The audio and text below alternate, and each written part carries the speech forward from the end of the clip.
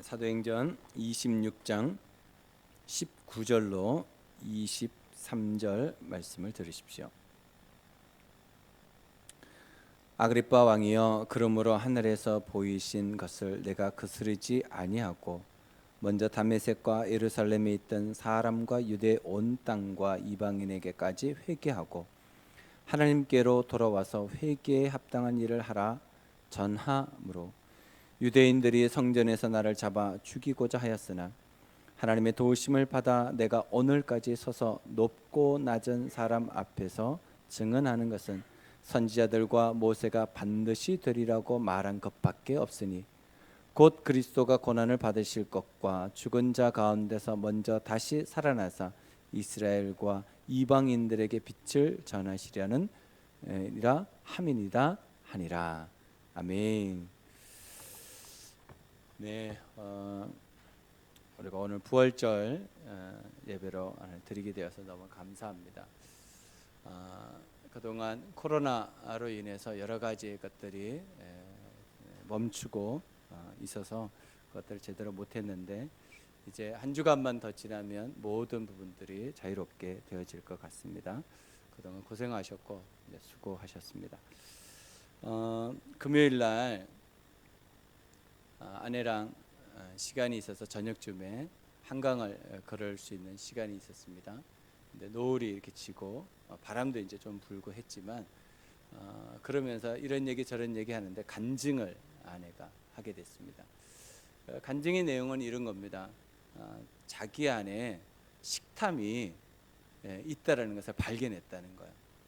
근데 그 식탐이 이제 어떻게 시작되었는가 이제 기도하면서 하나님께 보여주시기를 원했는데 어릴 때 모유를 제대로 못 먹고 컸다는 거예요. 왜 그러냐면 이제 밑에 처제가 동생이 얼마 되지 않아서 임신이 되어가지고 임신되면 모유가 안 나오잖아요. 그래가지고 모유를 못 먹고 이제 컸다는 거예요. 그러니까 그것이 식탐의 시작이 되어가지고 다른 사람 이제 모유 먹는데 그것만 봐도 막 먹으려고 그러고 가끔씩 집에서 이렇게 보면 분명히 밥을 다 먹었는데 식탁에 뭐가 놓여져 있으면 그걸 끊임없이 먹더라고. 그래서 그 뭐 아까 밥을 덜 먹었나 보다 이렇게 했단 말이죠. 분명히 밥을 다 먹고 누군가가 이렇게 또 뭘 먹고 있으면 한 입만 그렇게 해서 또 먹고 또 먹고 그래요. 그래서 식단 조절이 참 이렇게 힘든 그런 시간들을 제가 봤습니다. 그래서 지금 식단 조절을 해야 되거든요. 당뇨 때문에 식단 조절을 해야 되는데 이게 못 하고 있어가지고 본인도 이제 안타깝고 땡기는 걸 어떻게 합니까? 자꾸 먹고 싶고 남들이 먹는 거 보면 한 번 먹고 싶고 딱 한 번만 딱 한 숟갈만 그렇게 해가지고 계속 먹었거든요. 근데 이제 말씀 중보기도의 삶을 하면서 하나님이 주셨던 그런 것들이 이렇게 마음에서 느껴졌나 봐요. 그럼 이걸 어떻게 할까? 그래서 하나님 앞에 기도하면서 이제 나아가게 됐다는 거죠. 하나님 도대체 내가 왜 이렇죠? 그랬더니 어릴 때 그런 모습들을 알게 하시고 그걸 가지고 이제 기도하게 된 거죠. 하나님 제가 그 부분을 내려놓습니다. 주님 치료해 주시고 도와주시옵소서 이렇게 기도했었나 봐요. 그리고 난 다음에 식단 조절이 되는 거예요. 먹고 싶은 게 있는데도 안 먹어도 괜찮다라는 거예요. 그러면서 지금 며칠이 이제 지나와서 그렇다라고 저한테 간증을 하더라고요. 혹시 식단 조절이 안 되시는 분들은 저희 아내랑 상담을 해보시면 어떨까 싶습니다. 우리가 기도하면 하나님 응답하십니다. 우리가 도움을 요청하시면 하나님 도와주십니다. 하나님 좋으신 분이십니다. 그래서 우리의 삶 속에 하나님과 동행한다는 것, 하나님이 우리를 인도하신다는 것, 하나님 우리를 도와주신다는 것은 분명히 사실입니다. 그래서 여러분 삶 속에 동일한 하나님 앞에 기도하시면서 놀란 하늘의 복을 누리게 사시기를 주님의 이름으로 축복합니다. 부활의 아침 예수님을 만났던 그 여인들은 얼마나 좋았을까 그런 생각을 부활절 날마다 하게 됩니다. 근데 이 부활이 우리에게 분명히 어떤 경우에는 믿어지기도 하고 어떤 경우에는 정말 사실일까라고 믿어지지 않은 경우도 있습니다.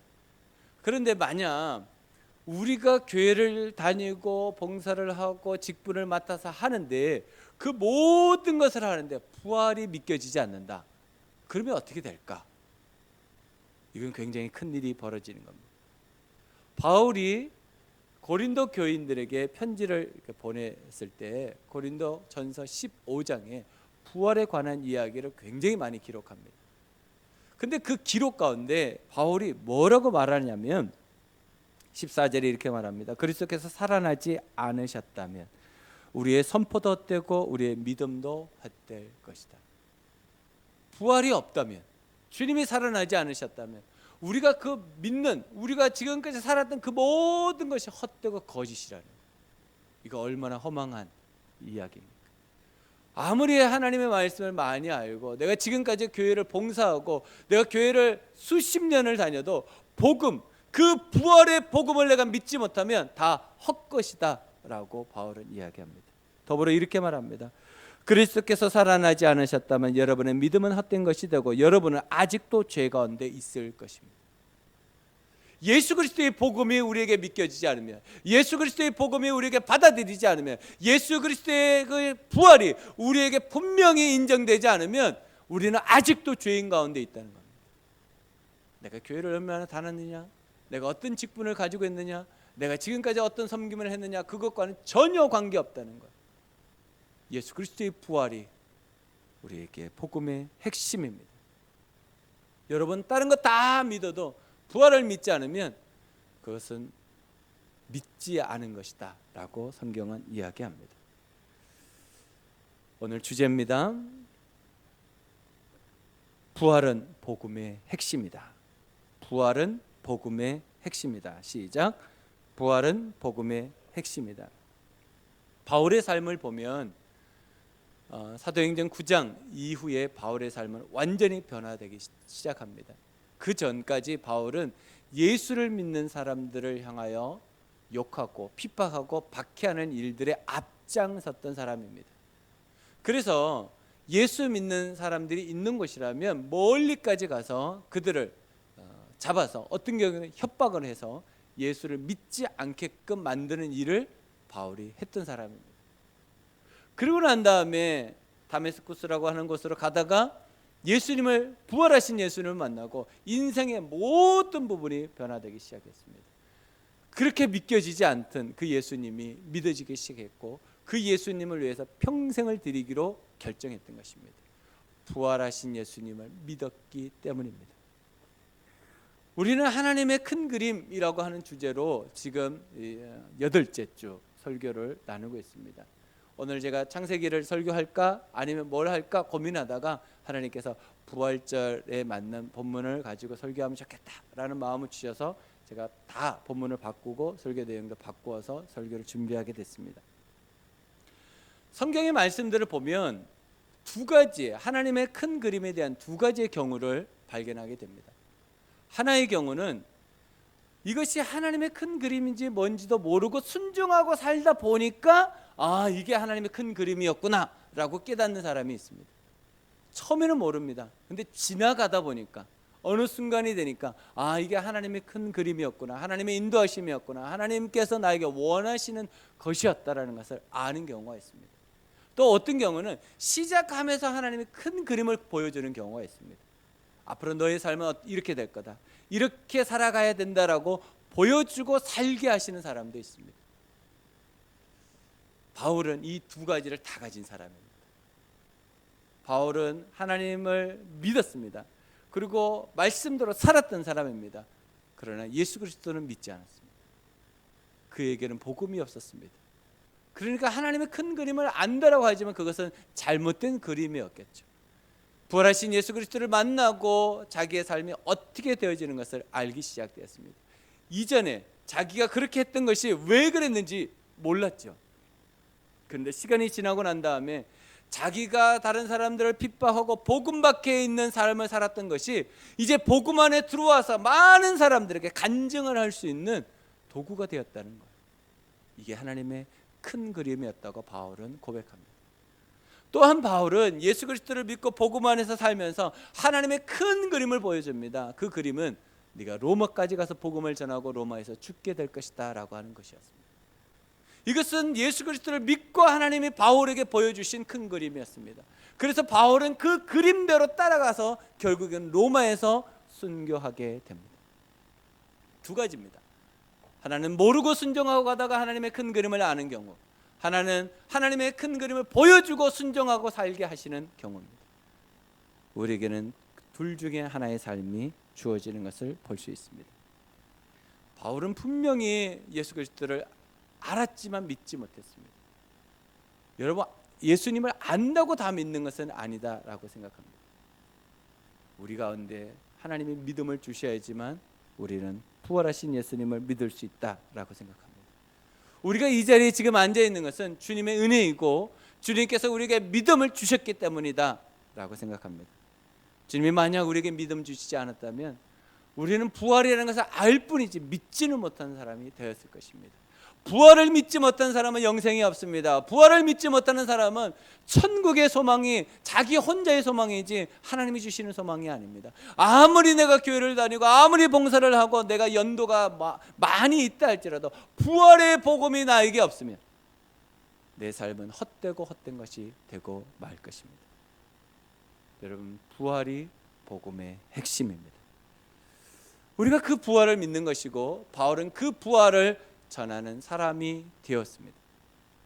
그래서 사도행전 1장 8절에 이 누가복음을 썼던 누가가 사도행전을 기록했는데 사도행전 1장 8절에 어떻게 부활의 복음이 전해질 것을 사도행전 1장 8절에 정확하게 기록합니다. 처음 시작이 어디로부터 시작하죠? 예루살렘과 유대와 사마리아와 그 다음에 땅 끝에 이르기까지 부활의 복음이 전해져야 될 것이다 라고 1장 8절에 말합니다. 그리고 가룟 유다의 빈자리를 채웁니다. 그런데 그 빈자리를 채울 때 수많은 사람들이 있었습니다. 예수 그리스도께서 이 땅의 공생애를 시작할 때부터 예수님이 십자가에 죽으시고 부활하신 그 장면에 같이 있었던 사람 중에서 한 사람을 선택하는데 조건이 딱 하나, 부활의 증인으로 사는 사람을 제자로 삼았다는 겁니다. 그래서 12명이 채워진 것이죠. 우리가 부활의 복음이 복음의 핵심이라는 것을 우리가 알면서도 부활보다는 어디에 더 관심을 우리가 가지냐면 지금 당장 내 인생에 있는 문제 해결, 내가 세상 사람들과 같이 성공하고 복을 받기를 원하는 거기에 더 관심이 우리에게 있습니다. 복음의 핵심은 부활입니다. 부활이 복음의 핵심입니다. 아무리 많은 것을 가졌다 할지라도 부활의 복음이 우리에게 믿겨지지 않으면, 부활의 복음이 우리에게 간직되어 있지 않으면 그 모든 것은 헛것이다 라는 것입니다. 여러분들 안에 이 부활의 복음이 충만히 임하기를 주님의 이름으로 축복합니다. 그렇다면 우리가 이 부활이 복음의 핵심인데 이 복음의 핵심을 어떻게 누리며 살 수 있을까? 저는 두 가지라고 생각합니다. 첫 번째는 복음 밖의 삶을 기억합니다. 복음 밖의 삶을 기억합니다. 시작. 복음 밖의 삶을 기억합니다. 오늘 우리가 읽어야 될 본문은 사실은 26장 전체를 보아야지 유익한데 너무 길어서 부분들을 나누어서 했습니다. 26장 9절로 10절 말씀을 보도록 하겠습니다. 26장 9절로 10절 말씀입니다. 나도 나사렛 예수의 이름을 대적하여 많은 일을 행하여야 될 줄 스스로 생각하고 예루살렘에서 이런 일을 행하여 대제사장들에게서 권한을 받아가지고 많은 성도를 옥에 가두며 또 죽일 때 내가 찬성투표를 하였고 11절 또 모든 회당에서 여러 번 형벌하여 강제로 모독하는 말을 하게 하고 그들에 대하여 심히 격분하여 외국 성에서까지 가서 박해하였고. 바울의 복음 밖의 삶입니다. 복음 밖에 있을 때 바울은 이렇게 예수 그리스도를 믿는 사람들을 협박하고 어떨 때는 형벌을 주고 고난을 받게 하고 어떨 때는 그들을 죽이는데 찬성 투표를 던졌던 사람이었습니다. 복음 밖에 있던 바울, 그가 이제 복음 안에 들어와서 자신이 복음 밖에 살았던 삶을 간증합니다. 바울은 복음밖에 살았던 그 삶을 잊어버리지 않고 기억하고 있다는 거예요. 여러분, 우리가 예수 그리스도를 나의 구주와 주인으로, 예수님이 십자가에 죽으시고 3일 만에 부활하셨다는 그 사실을 믿기 전 우리의 삶을 우리는 기억하고 있지 않습니까? 내 뜻대로, 내가 기준되어, 내가 주인되어 살았다, 내 마음대로 내가 하고 싶은 대로 살았다, 그 삶을 우리는 잊지 못합니다. 그런데 왜 하나님이 그것을 기억나게 하실까요? 왜 기억하게 하실까? 그것은 내가 복음 안에 들어와서 지금도 복음 밖에 있는 사람들에게 복음을 전하라고 하나님이 기억을 남겨놓으신 겁니다. 여러분들이 예수 그리스도를 믿지 않고 살아갔을 때, 그때 여러분들은 어떻게 살았는지, 왜 그 기억이 남았는지, 예수 그리스도를 내가 알고는 있었지만 그분을 내가 믿지 못하고 살아갔던 그 삶을 왜 기억하게 하는가? 복음 밖에 있는 우리의 이웃들, 우리의 친척들, 우리 지인들, 내가 섬기고 있는 VIP들에게 나도 이전엔 예수님을 믿지 않고 예수님을 믿는 사람들에게 욕하고 예수 그리스도를 믿는 사람을 핍박하고 나도 그렇게 살았습니다. 그러나 지금 나는 복음 안에 있습니다. 이 간증을 하기 위해서 하나님께서는 우리가 복음 밖에 살았던 삶을 기억하게 하신다라는 것입니다. 여러분, 복음 밖에 사는 사람들은 어떤 삶을 삽니까? 주님이 주인이 아닌 내가 주인 되어 삽니다. 복음을 순종하고 사는 것이 아니라 세상을 부러워하고 삽니다. 말씀 중심으로 사는 것이 아니라 내 계획이 중심이 되어서 살아갑니다. 공동체에 속해 있지만 그 방향을 인정하지 않고 내 뜻을 강요하고 강조하는 삶을 살아갑니다. 나만 구원받으면 되지 다른 사람까지 귀찮아, 나는 그것에 관심이 없어 라고 말하는 사람입니다. 하나님의 사명은 받았지만 그 사명에 관심 가지지 않고 여전히 내 뜻대로 살아가는 사람입니다. 기도의 능력은 알지만 기도의 삶을 살지 않는 사람입니다. 섬김을 통하여 영혼 구원의 삶을 살아야 함에도 불구하고 헌신과 희생이 싫어서 영혼 구원에 집중하지 않는 사람입니다. 복음 안에 있는 사람과 복음 밖에 있는 사람은 하나님의 칭찬이 다릅니다. 우리가 지금 복음 안에 있기 때문에 복음 밖에 살았던 삶이 잘 기억나지 않을 때도 있습니다. 근데 언제 기억나게 하시는지 압니까? 우리가 누군가에게 복음을 전할 때 하나님께서 내가 복음 밖에 살았던 삶을 기억나게 하십니다. 그래서 그 사람과 공감대를 가지고 그 사람을 이해하고 나도 예전엔 그랬지, 그러나 그 삶이 얼마나 허무하고 헛된 것인지 알게 되었어. 그래서 지금은 나는 예수님을 나의 구주와 주인으로 믿고 십자가에 죽으시고 3일 만에 부활하신 예수님을 나는 믿고 있어 라고 복음을 전하게 된다라는 것입니다. 우리는 복음 밖에 살았을 때 교회 중심으로 살지 않습니다. 복음 밖에 살 때는 목장 중심으로 살지도 않습니다. 복음 밖에 살 때는 말씀 중심으로 살지 않습니다. 복음 밖에 살 때는 기도도 하지 않습니다. 하나님을 알고는 있지만 믿지는 않습니다. 이게 복음 밖의 삶입니다. 돌아오는 토요일 날 우리 교회 청소가 있습니다. 분명히 날씨가 좋을 겁니다. 왜냐하면 우리가 청소하라고 하나님 분명히 좋은 날씨를 주실 것이기 때문입니다. 복음 밖에 있는 삶은 이 날씨에 주님 교회를 위해서 내가 헌신해야지 라고 생각하는 것이 마땅할 겁니다. 복음 밖에 있는 사람이라면 남의 일로 볼 것입니다. 우리는 복음 밖에 살았던 삶을 기억하고 이제는 복음 안에서의 삶을 살아가야 될 때입니다. 희생과 헌신, 힘들고 어렵고 어떨 때는 불편하고 귀찮을 수도 있습니다. 그렇지만 복음 밖에 살았던 내 삶을 영원한 생명을 주신 그리스도 예수 앞에서 감사함으로 우리의 삶을 드릴 수 있다면 그것이 더 기쁜 일이 아닐까요? 여러분 삶 속에 복음 밖에 살았던 삶을 기억하고 복음 안의 삶을 살아가시기를 주님의 이름으로 축복합니다.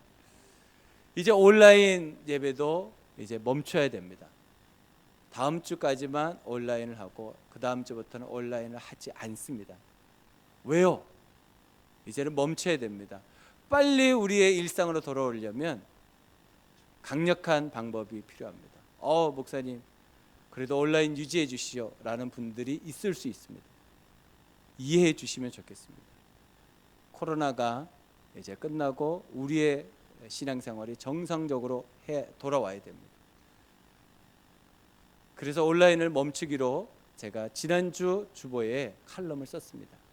코로나가 멈추면 우리도 멈춘다. 그리고 저는 하지 않을 겁니다 라고 칼럼에 기록했습니다. 저는 오늘 은혜 목장 우리 어르신들이 예배 참석해 주셔서 얼마나 감사한지 몰라요. 박수 한번 쳐드릴까요? 네, 감사합니다. 감사합니다. 우리 은혜 목장 어르신들이 교회 참석했는데 다른 분들이 참석 안 한다? 말도 안 되는 겁니다. 진짜 말도 안 되는 겁니다. 8이 넘으신 분들이 노구를 이끌고 교회 와서 예배를 드리는데 다른 분들이 잘 하시리라 믿습니다.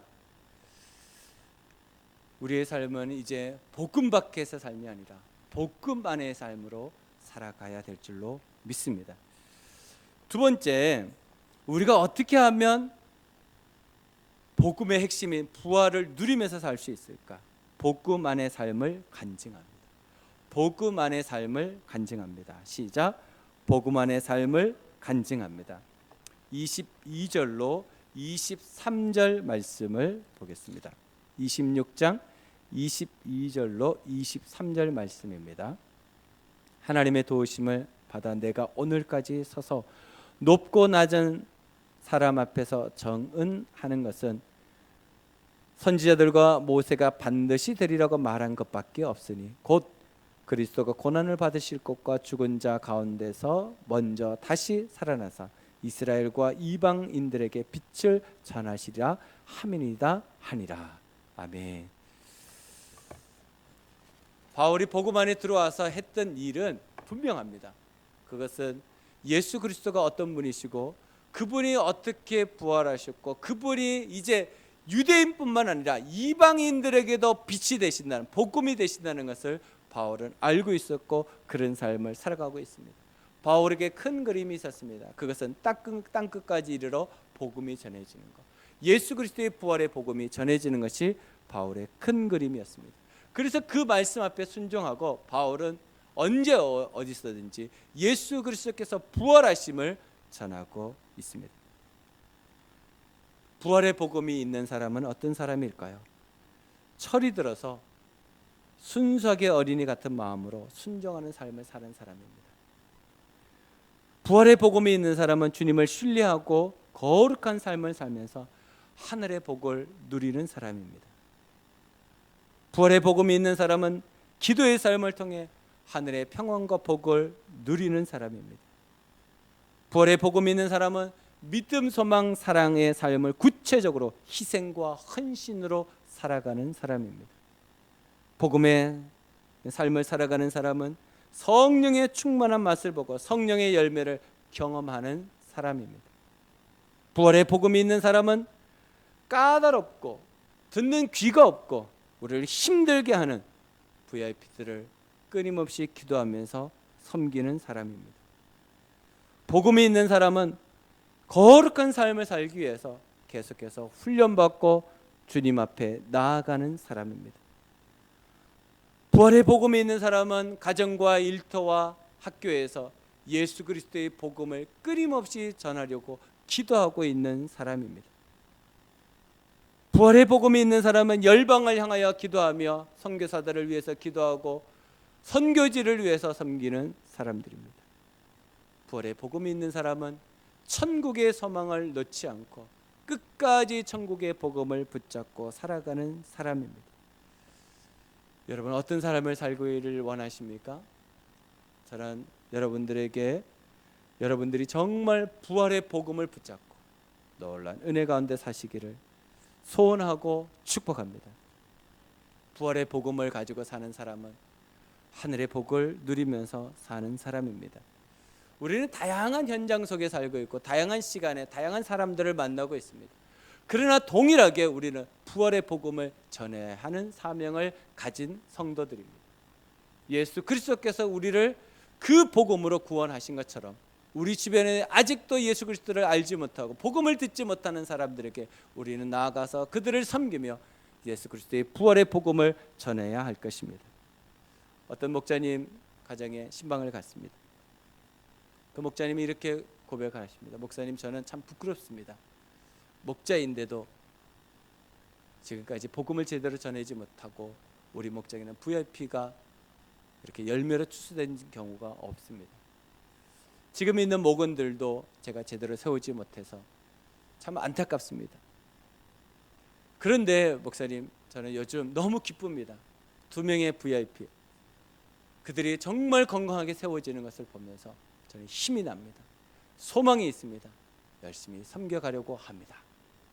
제가 그 얘기를 들으면서 참 기뻤습니다. 그분이 어떻게 목장을 섬기고 어떻게 지금까지 왔는지 제가 다 보았기 때문입니다.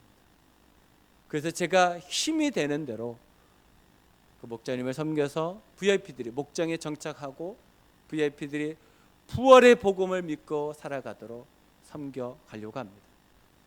우리가 어떻게 했든지 복음 안에 있는 삶, 그 삶을 간증하는 삶으로 살아가려면 영혼 구원과 제자 양육에 집중하지 않으면 우리는 어쩔 수 없이 복음 밖의 삶으로 돌아갑니다.